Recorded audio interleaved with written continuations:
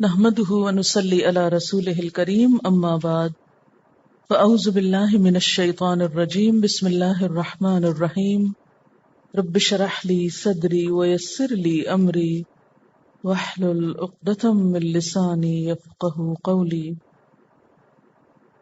هذا بلاغ للناس ولينذروا به وليعلموا۔ سورہ توبہ میں ہے کہ اگر کوئی شخص تمہارے پاس آ کر مسلمان ہونا چاہے اور تم کو سلام کرے تو تم یہ نہیں کہہ سکتے کہ لست مؤمنا، تم مومن نہیں۔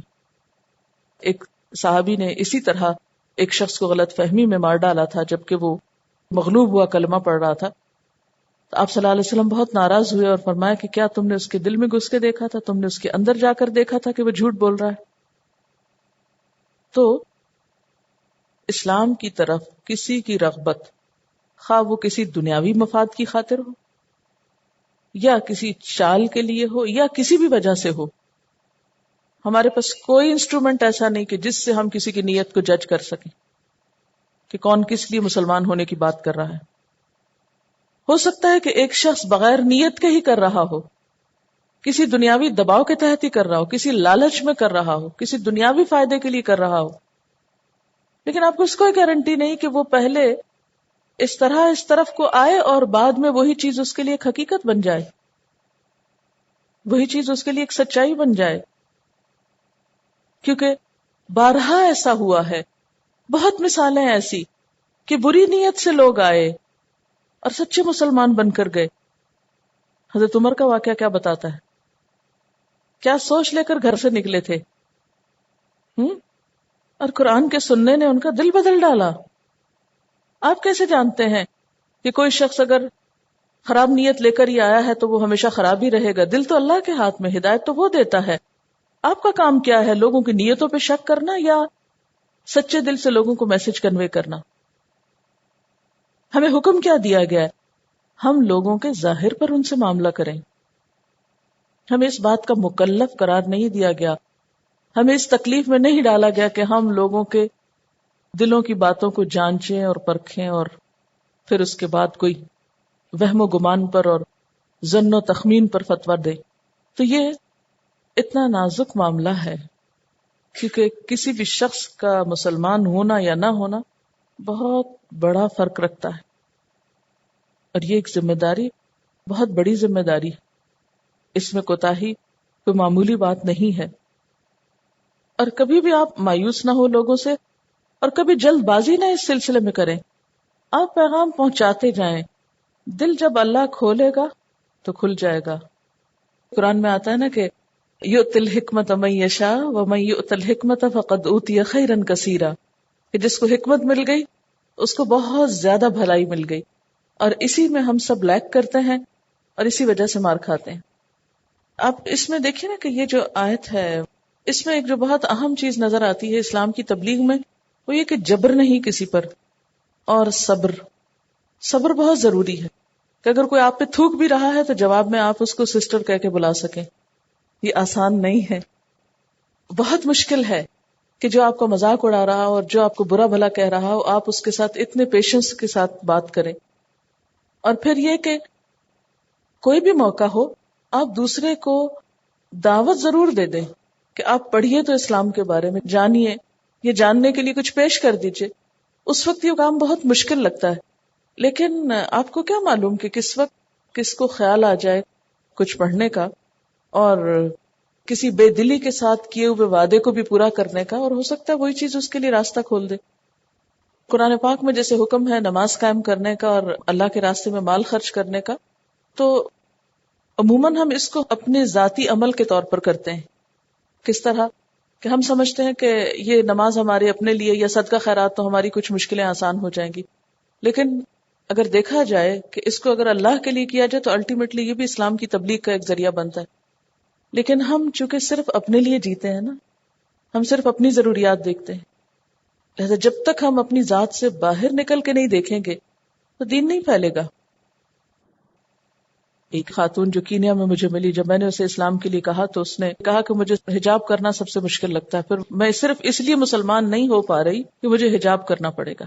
اب آپ خود سوچیں کہ اس کو ہو سکتا ہے کہ کسی نے یہ شرط اول کے طور پر پیش کیا ہو کہ مسلمان ہوتے ہی تمہیں سب سے پہلے یہ کرنا پڑے گا، اور یہی چیز اس کے راستے کی رکاوٹ بن گئی۔ اسلام آباد میں میرے پاس ایک بہت اچھی اسٹوڈنٹ آئی، کہنے لگی کہ باقی تو میں سب پڑھوں گی بھی، سب کچھ کروں گی، اور ساری باتیں صحیح ہیں آپ کی، جو بھی آپ پڑھائیں گے میں محنت کروں گی، لیکن پلیز آپ مجھے حجاب کے لیے نہ کہیے گا۔ میں نے کہا آپ بے فکر رہیں، ہم آپ کو کچھ بھی نہیں کہتے۔ اور واقعی میں نے کبھی کسی کو نہیں کہا، لیکن ہوتا یہ ہے کہ جب ایک شخص اللہ کا کلام پڑھتا ہے تو اس کو یہ ساری نفسیاتی رکاوٹیں، یہ کمپلیکسز چھوٹے چھوٹے، یہ بڑی معمولی چیزیں لگنے لگتے، پھر وہ اپنے مائنڈ سے، اپنی خوشی سے، اپنی عقل اور اپنی سوچ سے خود ڈیسیژن لیتا ہے، اور وہی ایک پائیدار ڈیسیژن ہوتا ہے۔ اور اگر ڈے 1 پہ میں اسے کہوں کہ نہیں پھر آپ پلیز جائیے اور یہاں داخلہ ہی نہ لیجیے، کہیں اور جائیے، تو ٹھیک ہے، آپ ایک شخص کو اللہ کے دین سے محروم کر دیں، اس کو اپنا فیصلہ کرنے سے محروم کر دیں، یہ ہے حکمت کی خلاف پالیسی۔ اور ایک یہ ہے کہ آپ اپنے رائے اور اپنی چیز کو دوسرے کے سر پہ مت مسلط کریں، اس کو سوچنے دیں، اس کے اندر بھی ضمیر ہے، اس کو بھی اللہ نے عقل دی ہے، اس کو بھی آنکھیں دی ہیں۔ اور بعد میں ماشاءاللہ انہوں نے سب کچھ کیا، بلکہ وہ بہت سارے اور اسٹوڈنٹس سے کہیں آگے زیادہ نکلی، اور زیادہ انہوں نے پڑھا، محنت کی، کام کیا، بہت کچھ کیا جو کئی اور نہ کر سکے۔ اور اگر میں ڈے 1 پہ کہتی کہ نہیں، تو یہ جو بعض اوقات ہم اسلام کی تبلیغ اور تعلیم کا کام وہاں سے شروع کرتے ہیں جن چیزوں کو ہم نے اپنی زندگی میں بہت اہم قرار دے رکھا ہے، عموماً ہم اپنی ناسمجھی کی وجہ سے دین سے روکنے والے بن جاتے ہیں۔ اس کا یہ مطلب نہیں کہ آپ حرام اور حلال کو اپنے ہاتھ میں لے رہے ہیں اور اختیار لے رہے ہیں کہ آپ حرام کو حلال کر رہے ہیں، کیونکہ فوراً فتویٰ آپ کے خلاف یہی آئے گا کہ آپ نے لوگوں کو کھلی چھٹی دے رکھی ہے اور آپ حرام کو حلال کر رہے ہیں، اور آپ دین تبدیل کر رہے ہیں، اور آپ دین کی صورت مسخ کر رہے ہیں، وغیرہ وغیرہ۔ لیکن کوئی یہ نہیں سوچتا کہ اصل مسئلہ کیا ہے۔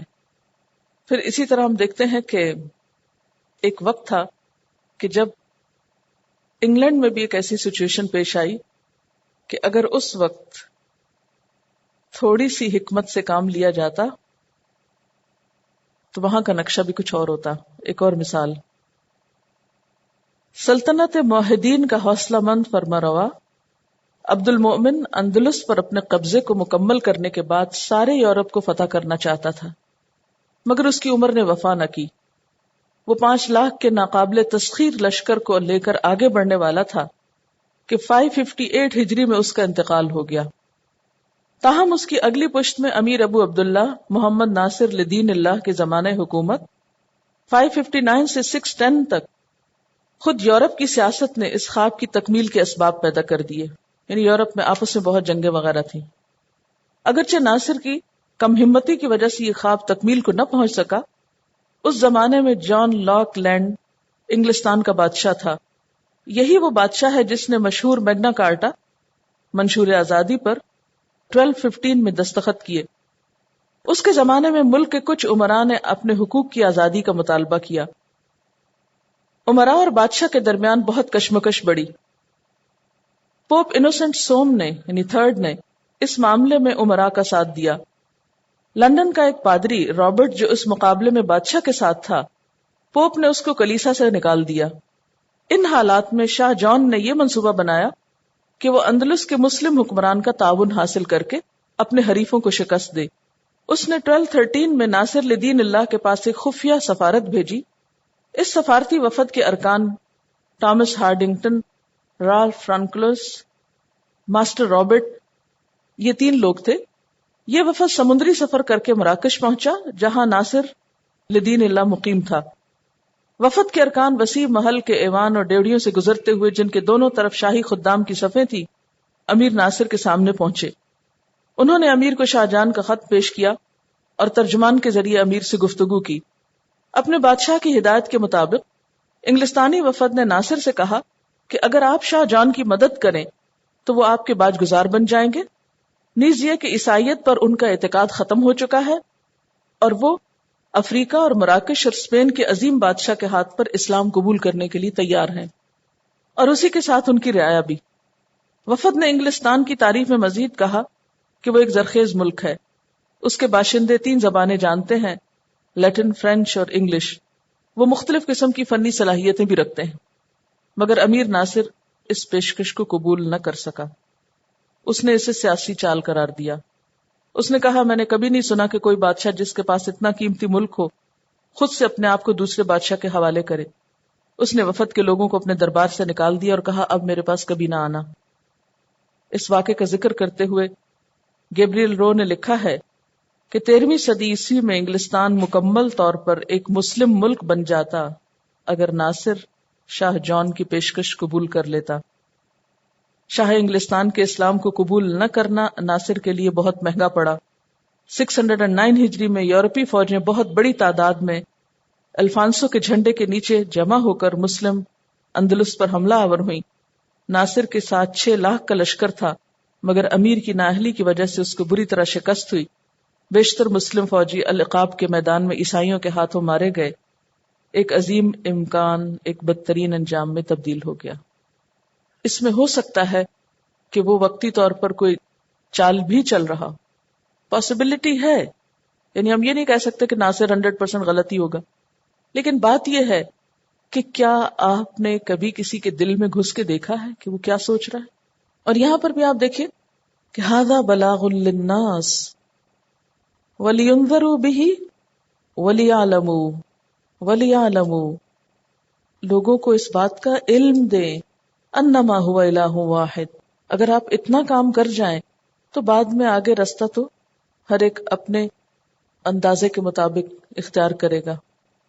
سورت الحجر مکی سورت ہے، 6 رکوع ہیں، 99 آیات ہیں، 199.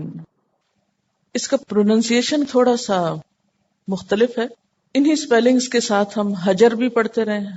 حجر کس کو کہتے ہیں؟ پتھر کو.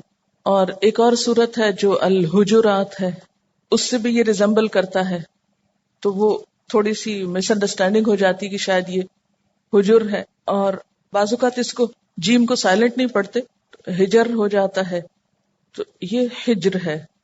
پروننسیشن کے معاملے میں آپ کبھی بھی کوتاہی نہ برتیں، بہت کانشیس ہوں.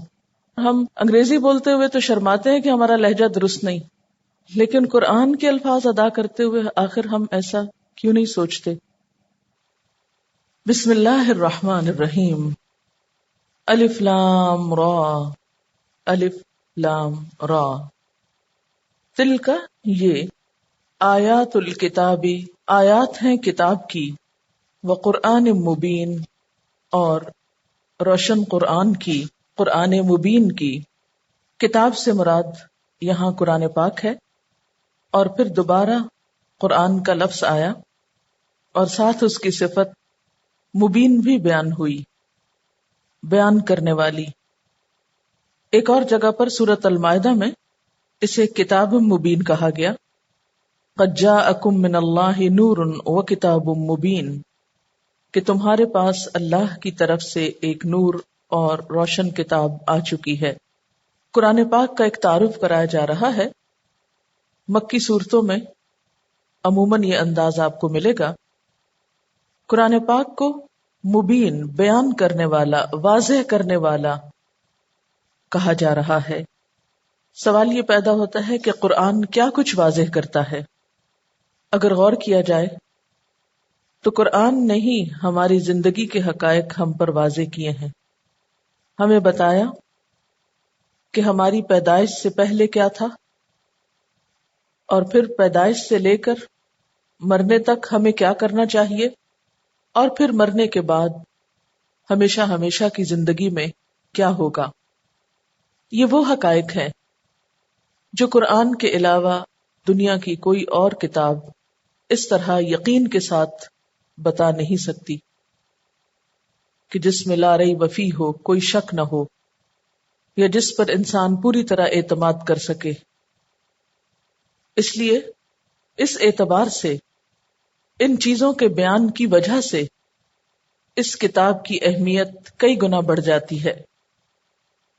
تو آیات پڑھانے سے پہلے، سورت کے اندر جانے سے پہلے تعارف کرایا گیا اس کتاب کا کہ یہ کتاب تم پر بہت سے حقائق کھولے گی، پیدائش سے لے کر موت تک کے متعلق اور اس دنیا سے متعلق اور دنیا میں پائے جانے والے بہت سے حقائق سے متعلق بھی، جیسا کہ آپ دیکھیں گے انشاءاللہ اس کی کچھ آیات میں۔ ان بہت سی چیزوں کو جنہیں آج انسان نے ڈسکور کیا، اس کتاب نے بہت پہلے بیان کر دیا۔ تو کچھ ان فیکٹس کی طرف بھی اشارہ ہے کہ ان کو بھی بیان کرنے والی ہے۔ ربما یود الذین کفروا لو کانوا مسلمین، ربما بعض اوقات یا اکثر اوقات، ربما کے یہ دونوں ہی معنی کیے جاتے ہیں۔ ربا کا لفظ جو ہے یہ حرف جر ہے اور تقلیل اور تکثیر دونوں کے لیے استعمال ہوتا ہے۔ تقلیل کا معنی ہوتا ہے قلیل کرنا، چھوٹا بتانا، اور تکثیر زیادہ بتانا۔ اس لیے ترجمہ ہم یوں کریں گے، ربما بعض اوقات یعنی کبھی کبھی، یا پھر اکثر اوقات، اور دونوں ہی ترجمے درست ہیں، حسب موقع اور حسب ضرورت استعمال ہوگا۔ یود الذین کفروا، چاہتے ہیں کافر یا چاہیں گے کافر۔ یود فعل مضارع ہے جس میں حال اور مستقبل دونوں کا معنی پایا جاتا ہے۔ بعض اوقات کافر بھی چاہتے ہیں یا بہت اوقات کافر چاہیں گے۔ کیا چاہیں گے؟ الذین کفروا، وہ لوگ جنہوں نے کفر کیا، کہ لو کانوا مسلمین، کاش وہ مسلمان ہوتے، کاش انہوں نے اسلام قبول کر لیا ہوتا۔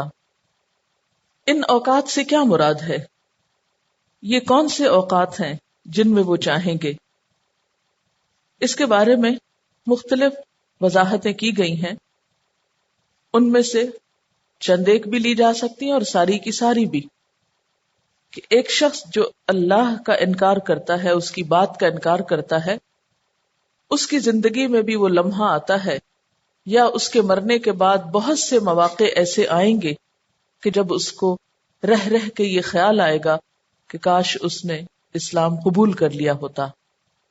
وہ اوقات مثلا موت کے وقت، کیونکہ موت کے ساتھ ہی انسان پر ساری حقیقت اس کی کھل جائے گی اور آئندہ انجام بھی سامنے آ جائے گا۔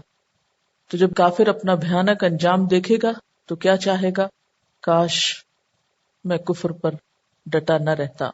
پھر اسی طرح ایک اور موقع، جب فرشتے انہیں جہنم کی آگ دکھاتے ہیں، یعنی قبر کے اندر، یا پھر جب وہ جہنم میں چلے جائیں گے، یا اس وقت جب گناہگار ایمان والوں کو کچھ عرصہ بطور سزا جہنم میں رکھنے کے بعد جہنم سے نکالا جائے گا، یا حشر کے میدان میں جہاں سب کا حساب کتاب ہو رہا ہوگا اور کافر دیکھیں گے کہ مسلمان تو جنت میں جا رہے ہیں، تو اس وقت یہ آرزو کریں گے کہ کاش ہم بھی مسلمان ہوتے اور آج ہم بھی اس مصیبت سے بچ جاتے۔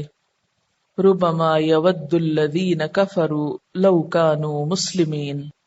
بات یہ ہے کہ آج ہم سب کو یہ زندگی ملی ہے، یہ مہلت بھی ہے، امتحان کا ذریعہ بھی ہے، لیکن ہم میں سے کوئی بھی اس زندگی کی اصل حقیقت کو یا اصل ویلیو کو نہیں پہچان رہا کہ اس زندگی کے ملنے کا اصل مقصد کیا ہے۔ ہمارا زندگی کے بارے میں نظریہ کیا ہوتا ہے؟ جب کوئی بچہ پیدا ہوتا ہے تو ہم کیا سوچتے ہیں؟ بہت خوش ہوتے ہیں، دعائیں دیتے ہیں کہ اللہ اس کو لمبی عمر دے، اور پھر کھانا پینا اور پرانا کرنا نصیب ہو، مختلف طرح کی دنیا کی خوشحالی کی دعائیں دیتے ہیں۔ جب کسی کی شادی کا موقع ہوتا ہے تو بھی ایسی دعائیں دیتے ہیں، اور ہم سب یہ سمجھتے ہیں کہ شاید ہم دنیا میں آئے ہیں دنیا کو انجوائے کرنے کے لیے اور دنیا کی نعمتوں سے فائدہ اٹھانے کے لیے، جبکہ یہ دنیا اور ہماری یہ زندگی دراصل ہمارے لیے ایک بہت بڑا امتحان ہے۔ اس میں تو ہمیں یہ پروو کرنا ہے کہ ہم اپنی آخرت میں ہمیشہ ہمیشہ کی راحتوں اور انعامات کے مستحق ہیں، لیکن ہم اصل مقصد بھول گئے، اس کو پیچھے چھوڑ دیا اور صرف اس دنیا کی رنگینیوں میں کھو گئے۔ اور جب آخرت کا کبھی خیال بھی آیا تو کبھی کوئی تعویل کر دی، کبھی کوئی دلیل دے دی، کبھی کسی طرح خوش فہمی میں خود کو مبتلا کر لیا، اور کبھی کوئی سہارے تلاش کر لیے، اور یوں سمجھا کہ یہ سب ہمیں قیامت کے دن کام آ جائیں گے. اور یہ لوگوں کے بس ایسے ہی اپنے فلسفے اور باتیں ہیں کہ مرنا ہے اور حساب ہونا ہے اور جنت ہے اور جہنم ہے. آج کوئی بھی شخص سنجیدہ طور پر اس بات کے بارے میں سوچنے کو تیار نہیں، لیکن کل جب حقیقت سامنے آئے گی تو اس وقت انسان پھر تمنا کرے گا، آرزو کرے گا کہ کاش میں بھی مسلمان ہوتا. آج تو یہاں وہ سارے سہارے چھوٹ گئے، وہ ساری تدبیریں ناکام ہو گئی جو میں اپنی نجات کے لیے گھڑ کے رکھے ہوئے تھا. اور جہاں تک اس بات کا تعلق ہے کہ جب گناہگار مسلمانوں کو جہنم سے نکال کر جنت میں داخل کیا جائے گا تو اس وقت بھی کافر یہ تمنا کریں گے. اس کے بارے میں ایک روایت میں آتا ہے، ابن ابی حاتم میں ہے کہ رسول اللہ صلی اللہ علیہ وسلم نے فرمایا، بعض لوگوں کو آگ ان کے گھٹنوں تک پکڑے گی، بعض کو زانوں تک، بعض کو گردن تک، جیسے جن کے اعمال ویسی ہی سزا پائیں گے. بعض 1 مہینے کی سزا بھگت کر نکل آئیں گے. سب سے لمبی سزا والا وہ ہوگا جو جہنم میں اتنی مدت رہے گا جتنی مدت دنیا کی ہے. جب ان کو نکالنے کا اللہ تعالیٰ ارادہ کرے گا، اس وقت یہود و نصارہ اور دوسرے دین والے ان اہل توحید سے کہیں گے، تم اللہ پر، اس کے رسولوں، کتابوں پر ایمان لائے، پھر بھی دوزخ میں آج ہم اور تم یکساں ہیں، یعنی ایک ہی جیسے ہیں. کیا فائدہ ہوا تمہارے اللہ تعالیٰ کو ماننے کا، یہ رسولوں وغیرہ کو ماننے کا؟ بس اللہ تعالیٰ کو ان کی اس بات پر بہت غصہ آئے گا کہ اتنا غصہ کبھی کسی اور بات پر نہ آیا ہوگا. اور پھر ان اہل توحید کو دوزخ سے نکال کر جنت کی ایک نہر کے پاس لایا جائے گا. اس وقت کافر تمنا کریں گے کہ کاش ہم بھی مسلمان ہوتے تو آج ہمیں بھی دوزخ سے نکال لیا جاتا. اور بخاری کی روایت میں آتا ہے کہ اس جنت کی نہر کا پانی پھر ان پہ ڈالا جائے گا جس سے ان کے جسم دوبارہ اگیں گے، لیکن پھر بھی جلنے کے نشان جو ہیں وہ باقی رہیں گے.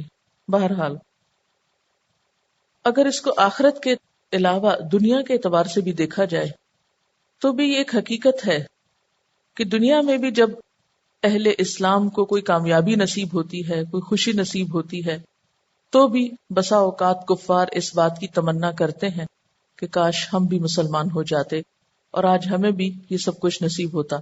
اس دور میں تو یہ بات شاید اتنی ممکن نظر نہیں آتی کہ کوئی کافر یہ کہے، لیکن جب اسلام کا عروج تھا یا اسلام کی طرف سے لوگوں کو فائدے پہنچ رہے تھے، اس وقت لوگوں کی یہ سوچ ہو سکتی تھی. جیسا کہ آپ دیکھتے ہیں کہ منافقین کا بھی یہی طریقہ رہا ہے کہ وہ دنیاوی فائدوں کے لیے مسلمان بن کے دکھاتے رہے.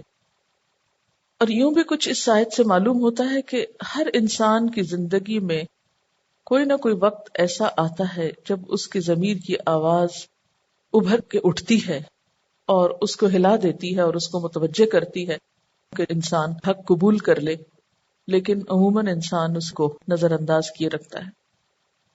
اللہ تعالیٰ فرماتے ہیں ذرہم، چھوڑو ان کو. اور ذرہم کا یہ لفظ جو ہے یہ تہدید کے لیے ایک طرح سے ڈانٹ ہے.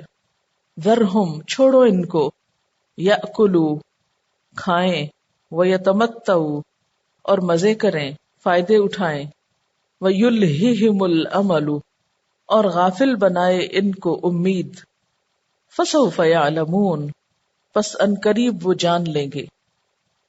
یہاں پر لفظ یتمتع استعمال ہوا ہے. اس کا روٹ ہے میم تے عین، متاع، کسی چیز سے نفع حاصل کرنا، فائدہ اٹھانا. قرآن پاک میں جہاں کہیں دنیاوی ساز و سامان کے متعلق تمتع آیا ہے تو یہ ایک طرح سے دھمکی کے انداز میں آتا ہے. یعنی اللہ تعالیٰ انسان کے لیے یہ پسند نہیں کرتے کہ وہ دنیا میں ہی کھو کے رہ جائے اور فائدے اٹھائے. اور پھر اس کے بعد لفظ یلہہم، اس کا روٹ ہے لام ہے واو، لہو.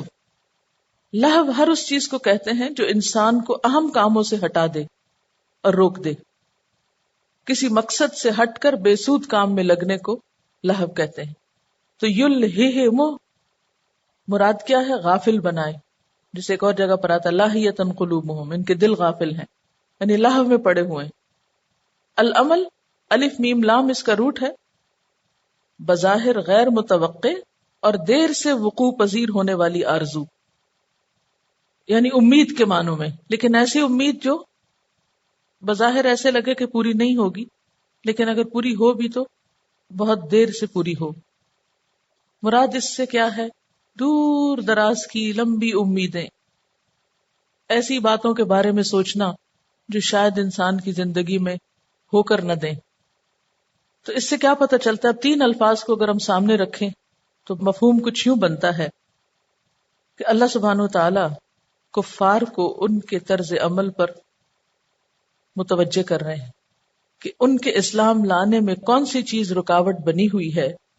وہ دراصل ان کی دنیا سے شدید محبت، اور اس میں خاص طور پر کھانے پینے اور مزے کرنے کی محبت، اور یہ خواہش ان کے اوپر اتنی حاوی ہے، اتنی چھائی ہوئی ہے کہ اس خواہش نے ان کو غافل کر دیا ہے اور لمبی امیدوں میں مبتلا کر دیا ہے۔ یعنی ان کی زندگی کے دو پہلو ہیں۔ نمبر ایک یہ کہ اگر اس وقت ان کے دلوں کا حال معلوم کیا جائے یا ان کی پرائرٹیز پوچھی جائے تو وہ کیا ہوں گی؟ کھانا پینا، مزے کرنا، یعنی زندگی کو یہ صرف ایک انٹرٹینمنٹ سمجھتے ہیں۔ اور اگر آخرت کی بات ہو تو آخرت کی بات ان کو اچھی نہیں لگتی، اس کی بنسبت کیا کرتے ہیں؟ دنیا ہی کے لمبے لمبے منصوبے بناتے ہیں۔ لہٰذا یہ دو چیزیں جو ہیں، ایک طرف عقل و تمتع اور دوسری طرف عمل، یعنی طویل منصوبے، ان چیزوں نے انہیں غفلت میں ڈال رکھا ہے۔ فسوف یعلمون، تو عنقریب وہ جان لیں گے۔ تو اس سے کیا پتہ چلتا ہے کہ کوئی انسان جو زندگی کا مقصد صرف کھانا پینا بنا لے اور اصل مقصد کو بھول جائے اور صرف عیش و عشرت کے مشغلوں میں محو ہو جائے اور موت کو بھول کر طویل منصوبے بنانے میں لگے رہے اور اسی میں وہ اپنی ساری انرجی لگا دے، تو ایسا شخص پھر اپنے نتیجے یا انجام سے بچ نہیں سکتا۔ تو فسوف یعلمون کا کیا مطلب ہے؟ کیا جان لیں گے؟ اپنا انجام جان لیں گے، ان کو پتہ چل جائے گا کہ یہ کیا کر کے آئے ہیں۔ آپ صلی اللہ علیہ وسلم نے جب آ کر لوگوں کو اسلام کی طرف بلایا تو لوگوں کو فرصت نہ تھی اپنے مشغلوں سے، وہ نہ نکل سکتے تھے اپنی دنیا کی محبت سے، اور بار بار دین کی طرف بلانے، اللہ کی طرف رجوع کرنے کی دعوت کے باوجود، کوشش کے باوجود وہ لوگ سن کے نہیں دیتے تھے۔ اس پر اللہ تعالیٰ نے ان کو ڈانٹ پلائی، چھوڑو ان کو، کھائیں پیئیں، مزے کریں، لمبی امیدیں باندھیں، بڑی بڑی لمبی دنیا کی پلاننگ کریں اور پھر ختم ہو جائیں، مر کے ٹھکانے لگیں، تو جلد ہی ان کو پتا چل جائے گا کہ یہ ساری زندگی کرتے کیا رہے، کر کے کیا آئے۔ آج اگر ہم دیکھیں کہ جب لوگوں کو دین کی طرف آنے کے لیے کہا جاتا ہے تو کیا عذر پیش کرتے ہیں؟ باقیوں کو چھوڑ دیں، بہت سمپل سادہ عام زندگی میں غور کیجئے لوگوں کی۔ اگر کسی بھی خاتون خانہ سے آپ کہیں کہ آؤ کچھ وقت قرآن پڑھنے کے لیے نکالو، وہ کیا کہتی ہیں عام طور پر؟ ٹائم نہیں۔ میں ہمیشہ ان سے پوچھتی ہوں کہ کیا وجہ ہے، ٹائم کیوں نہیں؟ کہتے کیا کریں، بس وہ کچن سے ہی فرصت نہیں ہوتی، سویر دوپہر شام تو وہیں ہو جاتی۔ اچھا چلیں، جب وہاں سے فرصت ہوتی ہے تو پھر کہاں بیٹھ جاتے ہیں آپ؟ ٹیلی ویژن کے آگے، یا تو کھانا لے کے ہی بیٹھ جاتے ہیں، یا پھر کھانے کے بعد فرض درجے میں انٹرٹینمنٹ چاہیے۔ دن سو کے گزار دیں گے، پھر کچھ پکا کے کچھ کھا کے، اور راتیں عیش و عشرت اور لہو و لعب میں، نہ نمازوں کی فکر ہے، نہ کسی مقصد زندگی کی فکر ہے۔ زندگی کا مقصد ہی صرف کھانا پینا، گھومنا پھرنا، سیر تفریح، میل ملاقات، سوشلائزنگ، گپ شپ، اور یا پھر بیٹھ کر آئندہ کے بارے میں ایسے ایسے منصوبے بنانا کہ گویا دنیا سے کبھی جانا ہی نہیں۔ یہی وہ مشکل تھی، یہی وہ مسئلہ تھا جس نے اس دور کے لوگوں کو اسلام قبول کرنے سے روک رکھا تھا، اور آج یہی مشکلات ہیں جو ہمیں صحیح معنوں میں مسلمان بننے سے روکے ہوئے ہیں۔ تو اللہ تعالیٰ فرماتے چھوڑو ان کو، لگے رہے اپنے کاموں میں، مت پڑو ان کے پیچھے۔ تمہارا مقصد تھا کہنا، کہہ دیا، اب انہیں خود ہی پتہ چل جائے گا، اور پھر کل جا کے سوچیں گے لو کانوا مسلمین، کاش ہم مسلمان بن جاتے، اپنا آپ اللہ کے سپرد کرتے۔ وآخر دعوانا ان الحمد للہ رب العالمین۔ سبحانک اللہم وبحمدک نشہد ان لا الہ الا انت نستغفرک ونتوب الیک۔ والسلام علیکم ورحمۃ اللہ وبرکاتہ.